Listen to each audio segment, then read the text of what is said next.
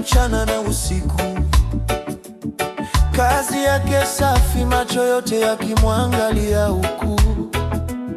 Hawakupata doa, hawakupata kosa, ila imani yake kwa Mungu ndiyo ilikuwa kosa. Katika milki ya wageni, moyo wake thabiti, uaminifu wake ukawa ushahidi halisi. Kiitikio: Mungu wangu yu hai, atanilinda leo.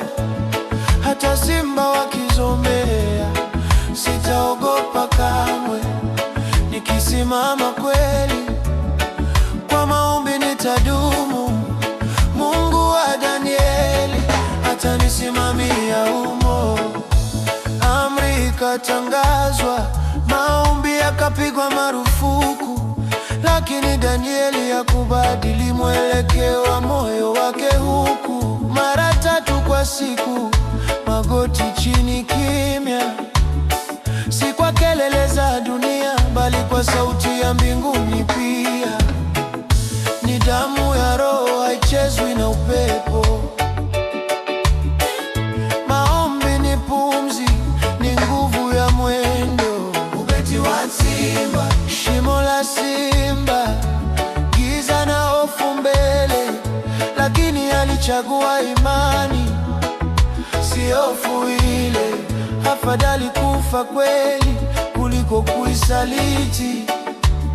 Ujasiri wake ukazidi vitisho vya jamii. Shinikizo halikumvunja, hakufanya mapatano. Aliamini Mungu hata mwisho wa hatima yake hapo.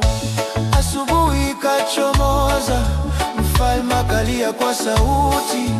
Danieli akasimama salama, roho imetulia kabisa.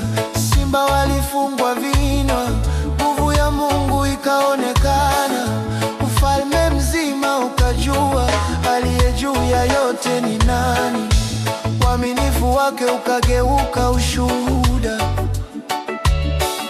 Mataifa yakamsujudia Mungu wa mbinguni kwa heshima.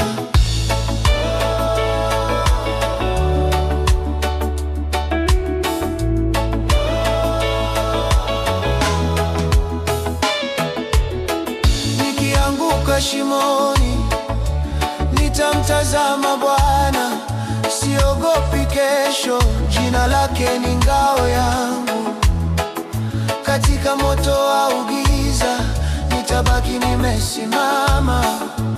Mungu hutawala yote, milele na milele. Hii ni sauti ya waaminifu, wanaotembea kweli hata dunia ikipinga. Mungu wa Danieli yu hai hata leo, atafunga vinywa vya simba katika maisha yako pia.